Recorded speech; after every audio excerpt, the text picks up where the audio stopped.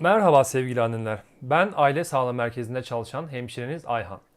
Bugünkü konumuz anne sütünü arttırma yöntemleri ve en etkili gıdalar, çaylar vesaire bunları size anlatacağım.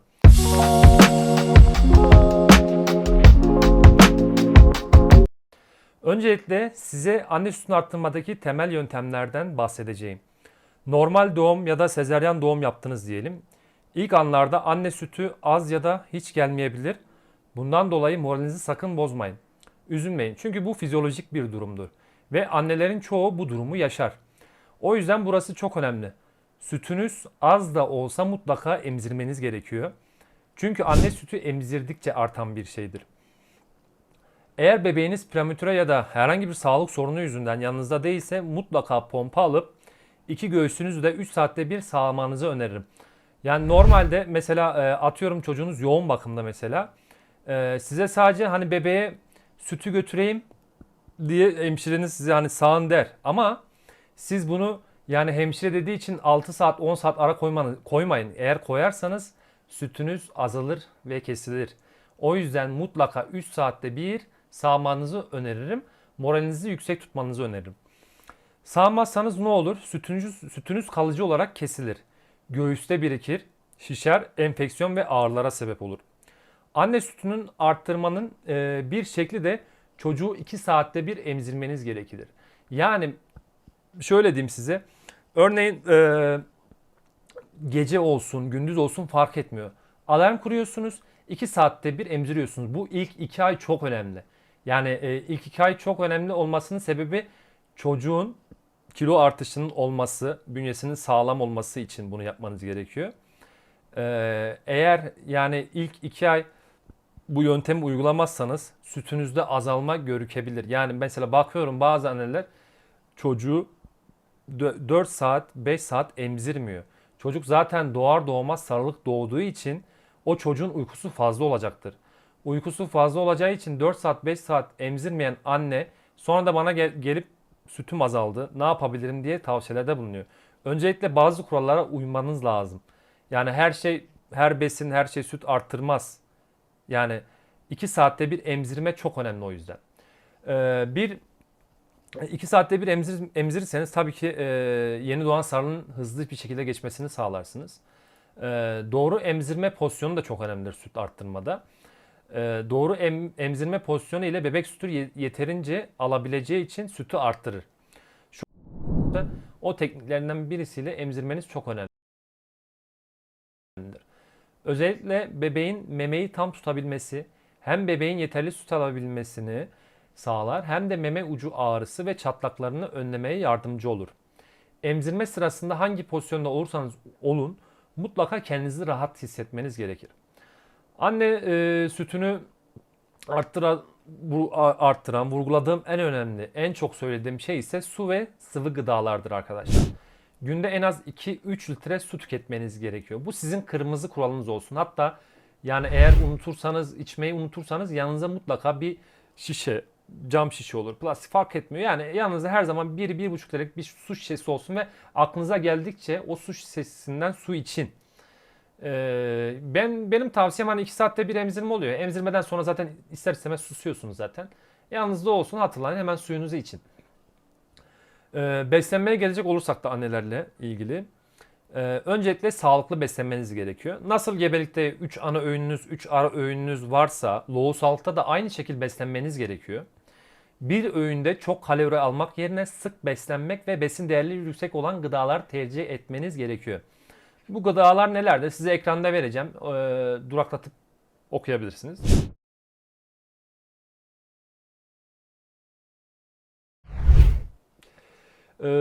Bir de benim gözlemlediğim hastalarımda en işe yarayan, en etkili süt arttıran çaylar hazır olmamakla beraber baharatçılardan temin edebileceğiniz rezene çayıdır. Yani bu çayları nasıl kullanacağınızı öğreteceğim size.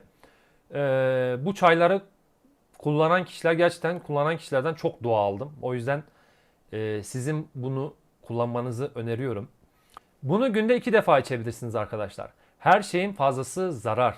O yüzden dozajını kaçırmayın. Bir su bardağına 2 çay kaşığı rezene çayı koymanız yeterli. Bunu çay demler gibi yapabilirsiniz. Bir de sütü arttıran, sütün kalitesini arttıran, bebeğin gaz konusunda rahatlatıcı etkiye sahip diğer baharatımız da kimyondur. Kimyon da kaynamış suyu bir bardağa alıp bir tatlı kaşığı içine koyup karıştırıp içebilirsiniz. Kimyonu demlemenize gerek yok. İsterseniz bu baharatlara ısırgan otu çayını da ekleyebilirsiniz. Yani ısırgan otu, rezene, kimyonu çay yapar gibi demleyin, günde 2 defa tüketin. Eğer bu baharatların fazla etkisini hissetmezseniz bence yetecektir ama gene de sütün bebeğe yeterli gelmiyor diyorsanız bu baharatlarla beraber kombin olarak eczanelerde satılan humana çayını da tüketebilirsiniz. Ama mesela 2 defa dediğim kombine çayı tüketirsiniz. 2 defa da humana çayını tüketebilirsiniz. Fazla değil, abartmayın, tamam mı? Yani mesela sabah humana çayı alırsınız. Atıyorum 3 saat sonra dediğim karışımdan rezene, ısırgan otu, kimyonlu bir çay yaparsınız. O şekilde tüketebilirsiniz. Bu anlattığım çaylar gerçekten sütün çok arttırıyor. 12 yıldır hiçbir zaman olumsuz bir geri dönüş almadım. Yani ben bu çayları tükettim, sütüm artmadı, bana şöyle oldu, böyle oldu diyen bir Allah'ın kulu olmadı arkadaşlar. Umarım size de süt arttırmada etkili olur. Evet, çaylar bitti. Sadece çaylar mı? Hayır. Şimdi sırada önereceğim şey komposto. Kuru dut, kuru elma, kuru incir, kuru siyah üzüm, bunlardan yapacağınız komposto sütü oldukça arttırır.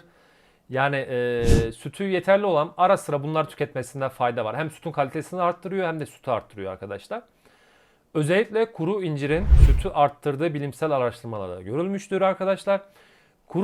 Kuru inciri fındık ve ceviz gibi malzemelerden yapacağınız kuru incir reçeli de sütü arttıran yiyecekler arasına girmektedir. Yani sağlam güzel böyle kuru incir marketten alırsınız. İçine ceviz ya da fındık hangisini isterseniz onunla kendinize reçel yapabilirsiniz. Günde birkaç defa bir tatlı kaşığı da olabilir. Yani bir çorba kaşığı da olabilir. Tüketebilirsiniz. Tarifleri internette mevcut. Basittir yapımı da. Tavsiye ederim onu da size. Evet, genel anlamda sütü arttıran şeyler bunlardı arkadaşlar. Şimdi sütü azaltan tabii ki şeyler de var. Onları da size anlatmak istiyorum. Sütü azaltan gıdalar, işte turşular, aşırı tuzlu gıdalar, kahve, paket ve hazır gıdalar, şalgam, limon suyu. Bunlar mesela bu gıdalar sütü azaltır. O yüzden bu gıdalardan ne yapıyoruz? Uzak duruyoruz. Ayrıca sadece gıdalar değil, stres, yanlış emzirme pozisyonu, yetersiz beslenme, bunlar da anne sütünü azaltan durumlardır arkadaşlar. Kısaca özet geçecek olursak en önemlisi bir doğru emzirme, 2 doğru beslenme, 3 stresten uzak durma, 4 ve en önemlisi günde 2-3 litre su içmeniz, 5 doğru süt arttırıcılar. Yani kısacası süt arttırmak için midenizi çorba yapmayın. Dıdısının dıdısı bunu ye, bunu iç dedi deyip kendinizi ve bebeğinizi perişan etmeyin. Dediklerimi yapın ve mutlu olun. Çünkü yani mesela bunların hepsini siz böyle çorba yaparsanız, işte benim söylediklerimin üzerine işte benim kaynanam da şunu dedi, annem de şunu dedi, şu komşum bunu dedi, bunları karıştırıp sürekli böyle midenizi, bağırsaklarınızı mahvederseniz hem kendinize hem bebeğinize zarar verirsiniz. Yani bebeğiniz kabız olabilir, ishal olabilir, sütünüz kesilebilir, sütünüz yeterli şekilde artmayabilir. Yani bu kadar şeyleri karıştırmaya gerek yok arkadaşlar. Size saydığım gıdaları, çayları tüketin. Dediğim 5 tane kurala uyun. Bunu dinleyin. Kesinlikle sütünüz artacaktır. Ve en önemlisi de vazgeçmeyin. Yani benim sütüm azaldı, benim sütüm gelmiyor, ne yapacağım deyip mücadeleyi bırakmayın, pes etmeyin. Dediğim şeyleri uygulayın. Moralinizi bozmayın çünkü moral çok önemli. Moralinizi yüksek tutmanız gerekiyor. Dediğim süt arttırıcıları da kullanmaya devam edin. Yani kullanın. Kullanırsanız sütünüzün her gün bir tık daha arttığını göreceksiniz. Bu konuda size garanti veriyorum. Yani bazen biyolojik olarak, tıbbi olarak Yani hiç sütünüz gelmeyebilir. Ona bir şey demiyorum yani. Ya da genlerinizle ilgili bir sorun da olabilir. Ona da bir şey demiyorum. Ama sütünüz az da olsa geliyorsa bunu arttırmanın, çoğaltmanın yöntemlerini mutlaka yapın. Vazgeçmeyin. Kesinlikle sütünüz artacaktır. Evet sevgili anneler, buraya kadar beni izlediyseniz videoma bir like atarsanız çok mutlu olurum. Buna benzer içerikler, bebeklerle, annelerle ilgili her şeyi paylaşıyor olacağım. Kanalıma abone olabilir, paylaşımlarımı takip edebilirsiniz. Çok teşekkür ediyorum. Sağlıcakla kalın. Kendinize iyi bakın. Hoşça kalın.